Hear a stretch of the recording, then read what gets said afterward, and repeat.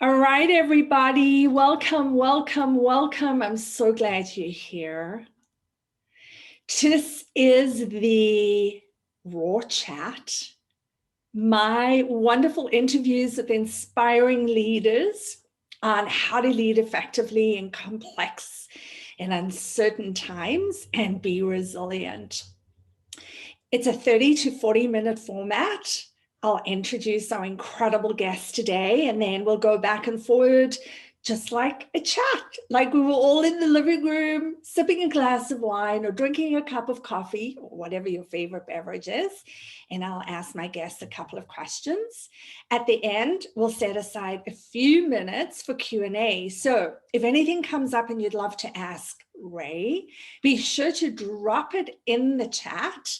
And at the end, we'll take a couple of questions. The session is being recorded, and I'm so glad you're here live because I know that today's session is going to inspire you and get you moving in ways you hadn't anticipated before. Ray, I'm going to ask you just to unmute yourself one more time. Ray, if you can hear me, you can just unmute yourself.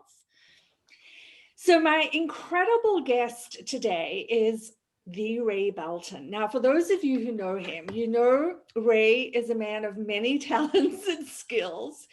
And I met Ray about 2.5 years ago when we did a 3-day accelerated growth strategy session for Houston Public Works to reshape their future. And that started this massive transformation of 4,000 employees in ways that has my mind boggled. I still look and see what's happened in this big government agency that used to be sort of fear-based, top-down, not always a great place to work for some people. And it is just incredible what's happening. So I have watched Ray go through some pretty massive transformation and exponential growth, huge growth, in the last 2.5 years.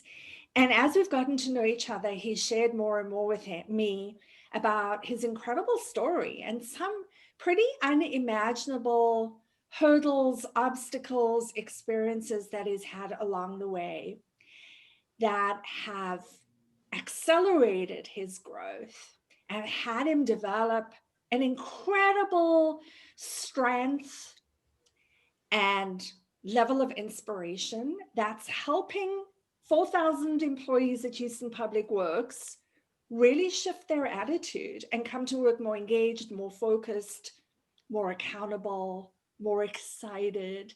So Ray, I'm super, super glad you joined me today. Do you want to just take a minute or two and say hello and share with everybody one thing about you that they may not know? Well, I'll be happy to. First of all, hello, everybody. I pray that everybody's doing well and feeling good today, that you're excited about these new opportunities in 2021. So something that you may not know about me is that I love music and I do a little rapping, I do a little uh, producing of beats and things of this nature, singing songs and things of this nature. I don't always tell everybody that, but yeah, I love doing that. Yeah, it reminds me, I have a wonderful video of you rapping about Transform, the initiative at Houston Public Works. I haven't watched it for a while. Maybe as a treat, we'll send it out to everybody in the follow-up email so you can see Ray in his glory rapping. It's really good. All right, awesome. So our theme this month in the Raw community is exponential growth. And what an amazing way to start out a year, coming out of a year that for many of us was challenging or trying. At least I think for most of us, we had to really rethink and pivot. And so I'm excited that you and I get to talk about exponential growth today, and you get to share with everybody what exponential growth looks and sounds like to you, and how you're sparking this kind of unpredictable, defy the odds, 1 + 1 = 11 growth in an organization where nobody ever would have thought that would be possible. So I'm going to hope that you're going to be like as real with us as you dare, as vulnerable and as authentic in a way that feels good and responsible for you. So tell us, if you would, Ray, about some of the biggest challenges you've faced in your life, just so everybody can sort of get context and understand the sort of big picture of where you come from. Because then when you talk about your growth, it'll be as mind-boggling for them as it has been for me. Okay. Well, Sandy, when we talk about exponential growth and taking these leaps, uh, I was kind of forced to do that from the very beginning. As a child, my legs were so bold and my feet were what they call pigeon-toed and turned in. It was so bad that they had to actually break both of my legs. And the early years, I had to wear these braces on my feet to try to straighten my feet out.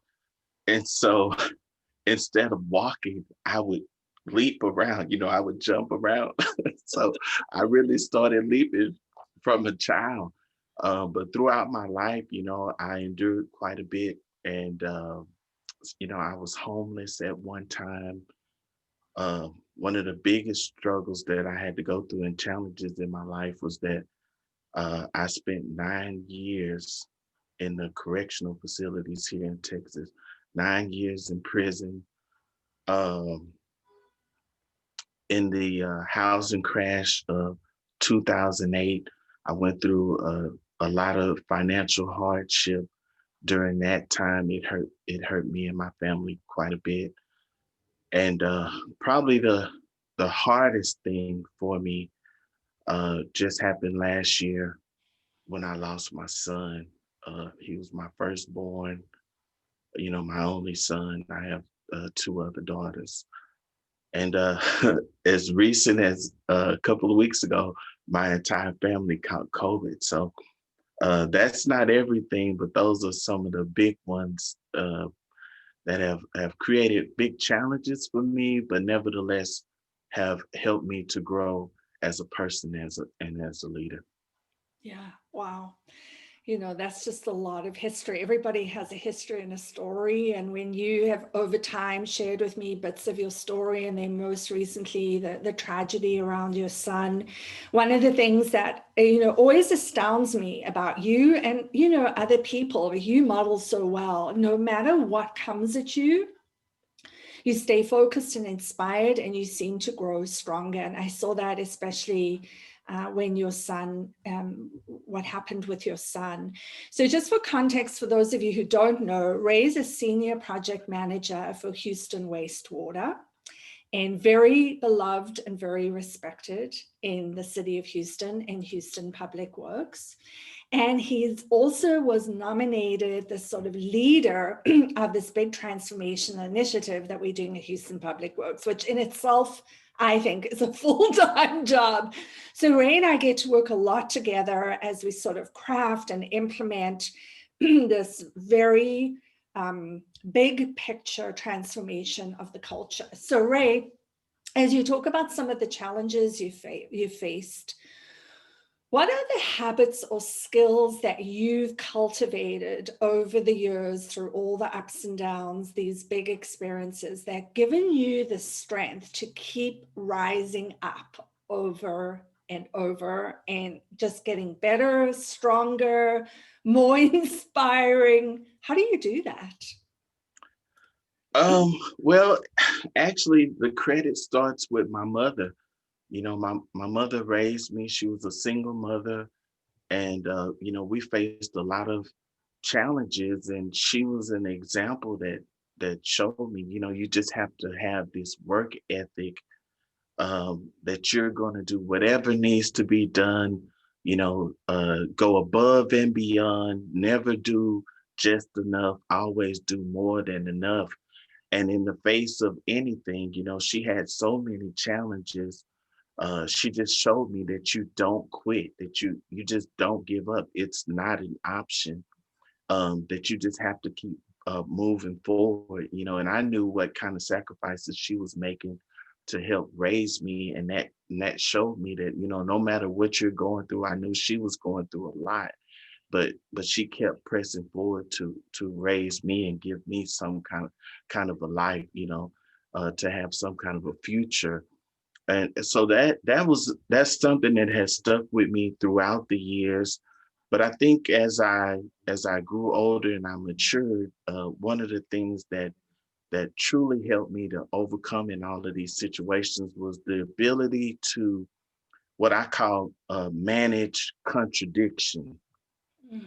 So, it's this idea that I have these dreams, these goals, these aspirations, but at the same time, my current state may contradict everything that I'm dreaming in my head. And it's about, how do I reconcile these two contradictions? And so when we talk about exponential growth, we're talking about taking these bold leaps. We're talking about going out there and doing the unexpected. But then there's this contradiction of, just doing the incremental. And how do I balance that out? So what I do in my mind, my goals and my dreams, they become a reality, that my primary thoughts uh, are all there. But I don't ignore the incremental, and I view the incremental as habits. These are just some necessary things that exist, that I have to mitigate, and I have to be consistent in. And so those habits are something that I don't have to focus on. It's just something that I'm conscious of, and I make sure that I'm consistent in doing. Um, and I learned that a lot in prison, because you want to be positive, and you want to see a future for yourself, but you're in a very dangerous place, and you can't live like this pie in the sky, just imagining that everything is all right, because just around the corner, somebody's trying to take your life. So you have to pay attention to both. And managing that is something that I've been able to just take from prison, and put it over my whole life, just to help me to be able to balance those things out, and to see everything as a whole, and stay in action the whole time. And one of the things that helps me to do that the most is just prayer and meditation. That's something that I can do anywhere, I can do anytime. It's just to take a moment. And for some of you, it may take a little while to get used to it, but after it's a habitual thing, it's something that I can just instantly go into what I call the presence of the Creator, and just get in touch with what I believe is the source of all energy, and all wisdom, and all insight. Everything that I need, I can just go and take a moment, and in prayer and meditation grab hold of the like I said, the inspiration I need, the motivation I need, the strength I need, the courage I need to keep moving forward. Yeah. Wow, I love what you said about sort of the polarity or the contradiction of, you can be in a certain situation where it seems like there's no hope, no possibility, or there's uncertainty or fear or doubt or anxiety, but that doesn't stop you from continuing to think big, and for you to believe that you can grow, not just the incrementally day-to-day habits, but that your growth can be massive. I was listening to one of my favorite spiritual teachers talking about growth, and just like the growth, like trees know how to grow really, really well. And he was saying there is a difference between how a cedar tree grows and a palm tree grows. So Mhm. think about that. Different trees have different purpose for their growth. And the question is, are you a cedar or a palm tree? Now, a cedar tree just grows and grows and grows for its own purpose. It doesn't really bear anything that's of benefit to anyone. But a palm tree bears fruit that's of benefit to people. And so the question for us is, are we like a cedar tree? We're just growing for our own desires and purposes? Or are we like a palm tree where our growth is benefiting many, many people? And when I watch your growth, I see how your growth is almost always, as far as I see, outwardly focused on how you can benefit more people. You, for me, are very much a palm tree. You're flexible, you're giving, you're generous of time, of spirit, of I'm going to say light and inspiration. So share with us a little, if you would, some of the examples, and don't be humble here, but now people understand the big context of where you come from and sort of the challenges that you've encountered. What kind of exponential growth have you experienced over the past few years? What have you accomplished? How many promotions have you had? I know you don't talk about that often because you're so humble.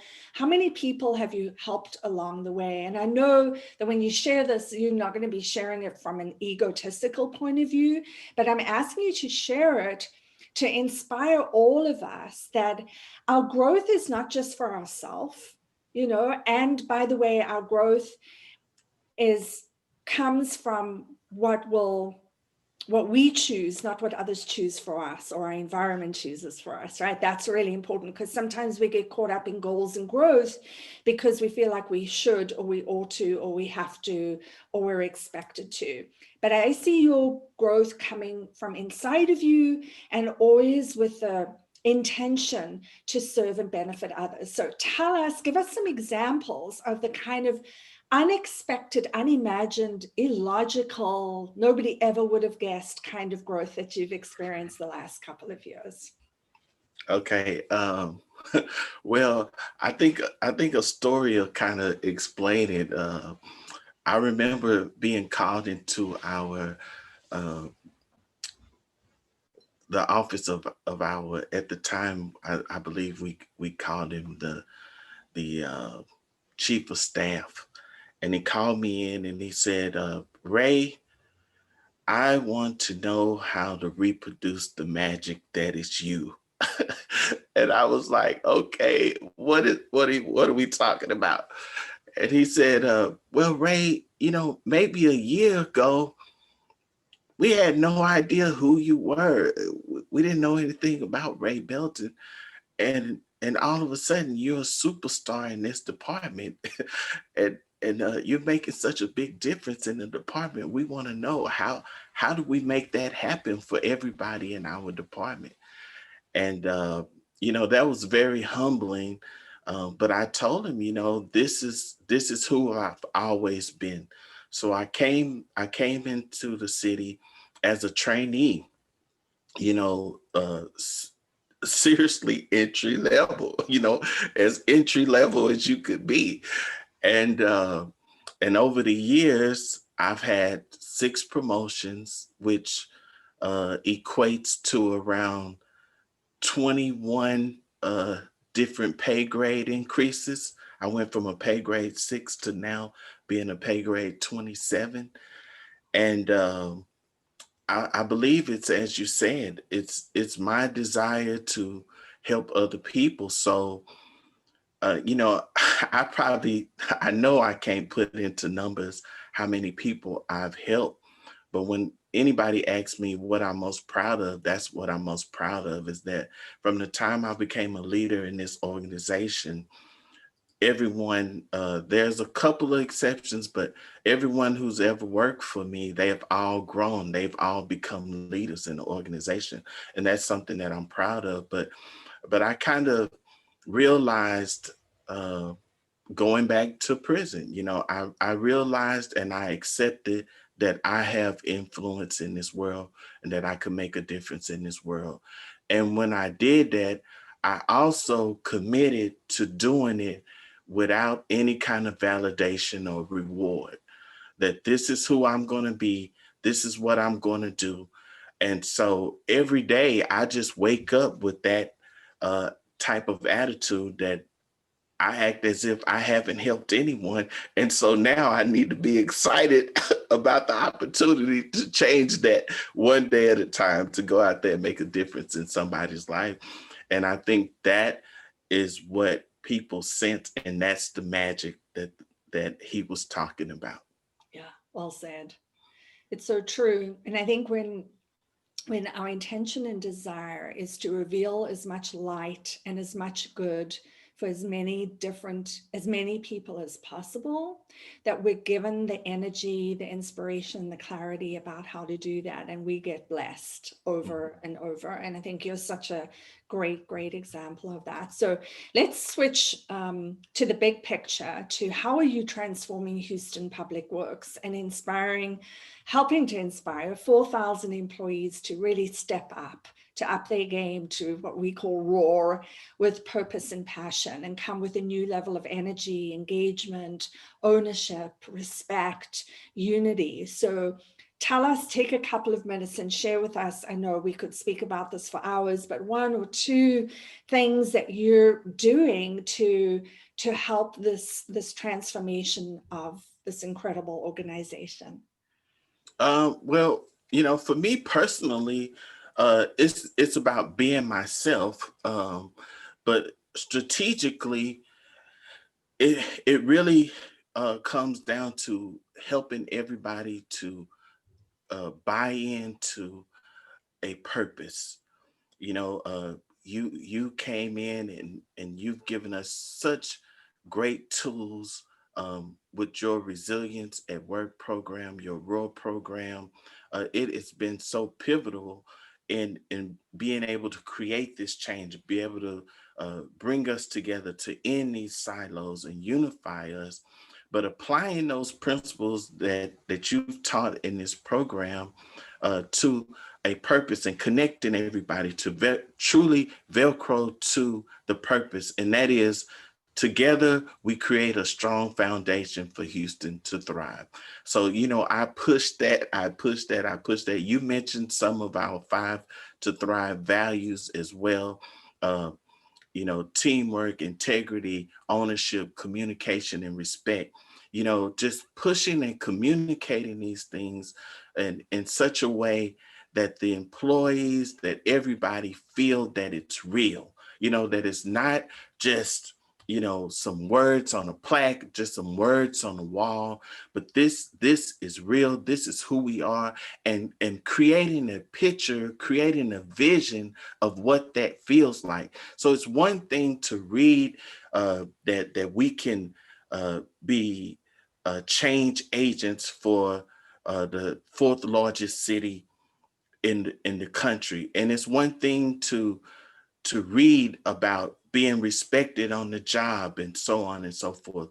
But, I feel like my role is to create a vision, to create a picture in everybody's mind where they can see themselves being respected, and they can see themselves making a difference, to where it's real, it becomes tangible for each individual.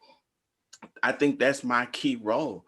And that's what I focus on, because I tell people all the time, I don't come into Transform with an HR background. I don't come with with all of this experience in culture change. My experience is my personal transformation. The things that I talked about coming from and growing through and in spite of. I truly believe that can happen for anyone. And so that's the passion that I come with. That's the desire that I come with. And so because I believe in it so much, it's easy for me to create that vision whereby people can see a future state, even though the current state may not be exactly where they would like it to be. I'm able to paint that picture of a future state where we are thriving as an organization. Yeah, that's so great. I believe that the whole idea of velcroing people to a purpose was the trim tab for the success that I had in my work at the San Diego Zoo. And I know many of you are aware of that and who have read the Raw book that documents the story.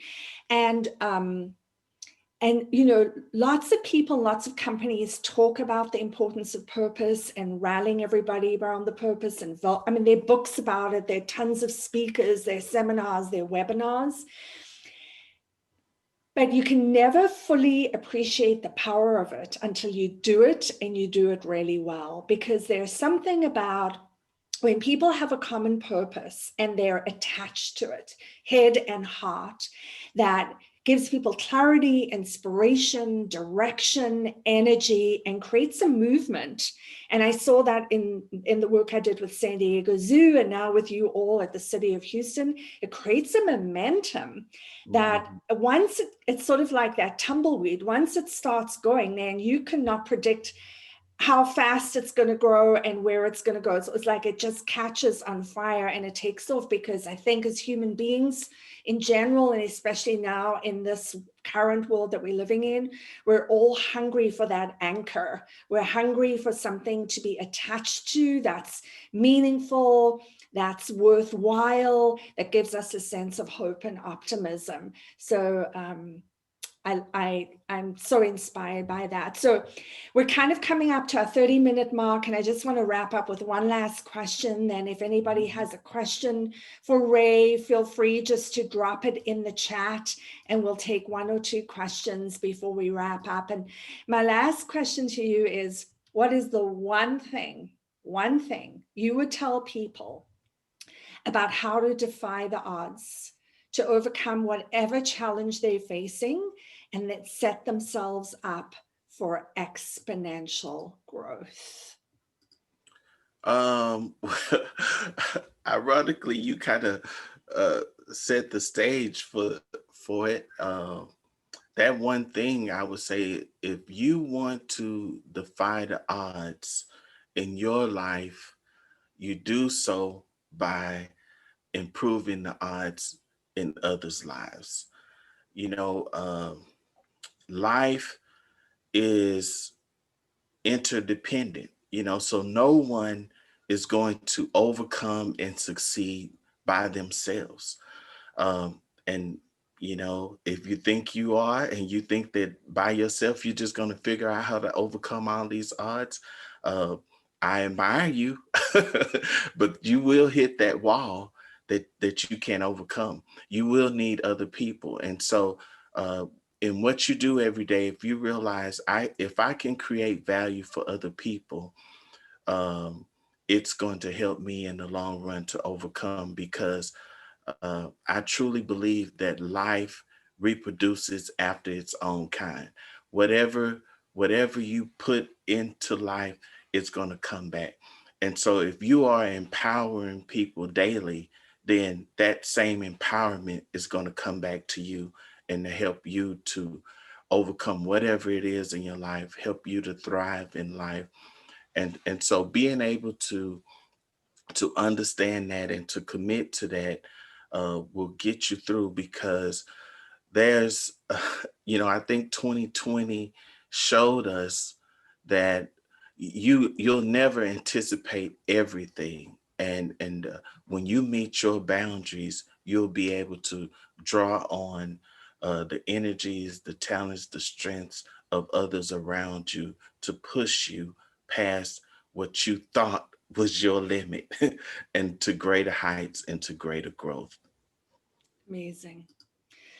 Wow. Well, that was so inspiring. And I'm so, so grateful, Ray, for you taking the time and just being so real with us and sharing your story. It's so inspiring, and who you are for so many people is just an incredible, what I refer to as a beacon of light. And as I watch your exponential growth, that kind of big leaps, oh my gosh, I could never have dreamt that up. Illogical, irrational growth. I know I'm inspired, and I know that you fuel a lot of other people. So as we sort of wrap up the session, I would invite all of you to be asking yourself a couple of questions. What is your big growth goal for 2021? Not just the incremental, oh, I'll lose 5 pounds, or I'll drink 1 less cup of coffee a day, or I'll get up an hour earlier, or, I'll be more attentive to the people I've with. Those are all great growth goals, but we're talking exponential growth. And at a time like we're in now, where things are changing and advancing so fast. I mean, I can barely catch my breath when I look at the world around me. We have to be evolving as fast and fast. And if we don't, we'll get crushed by the wave. And I really do believe that. And if for any of you who've lived near an ocean or swam in an ocean, sometimes when there's I have a timeshare in Cabo on the beach, and I used to go every year and go swimming, and the waves are pretty big. And if I'm not bold, and if I don't just like jump in and attack the wave attacks me and I get dumped, and then, you get sand in your underwear. I don't know if any of you have ever had that experience.